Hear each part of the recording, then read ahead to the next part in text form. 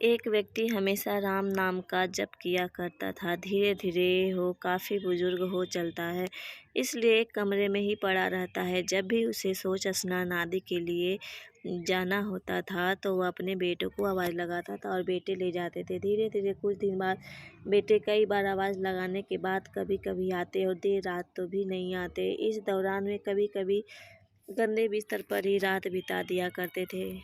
अब और बुढ़ापा होने के कारण उन्हें कम दिखाई देने लगा था। एक दिन रात को निवृत्त होने के लिए जैसे ही आवाज़ लगाए तुरंत ही एक लड़का आता है और बड़े ही कोमल स्पर्श के साथ उनको निवृत्त करवा कर बिस्तर पर लिटा जाता है।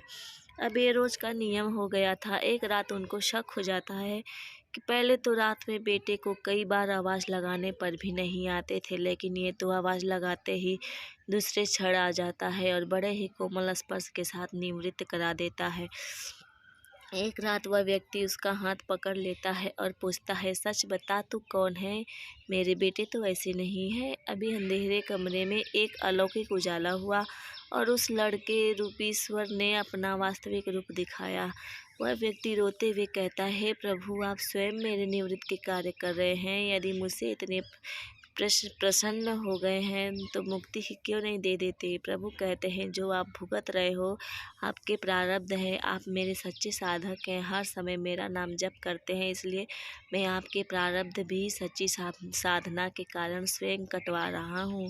व्यक्ति कहता है कि क्या मेरे प्रारब्ध आपकी कृपा से भी बड़े हैं? क्या आपकी कृपा मेरे प्रारब्ध नहीं काट सकती? प्रभु कहते हैं, मेरी कृपा सर्वोपरि है, ये अवश्य ही आपके प्रारब्ध काट सकती है, लेकिन फिर अगले जन्म में ये प्रारब्ध भुगतते फिर से आना होगा।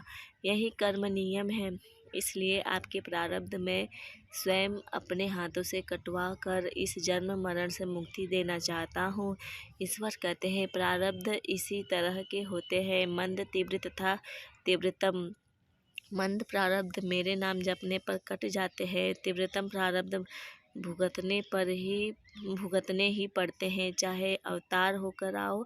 लेकिन जो हर समय श्रद्धा और विश्वास से मुझे जपते हैं उनके प्रारब्ध में स्वयं साथ रहकर कटवाता हूँ और तीव्रता एहसास नहीं होने देता। प्रारब्ध पहले रचा पीछे रचा शरीर, तुलसी चिंता क्यों करे, भजले श्री राजवीर। जय सिया राम, राधे राधे।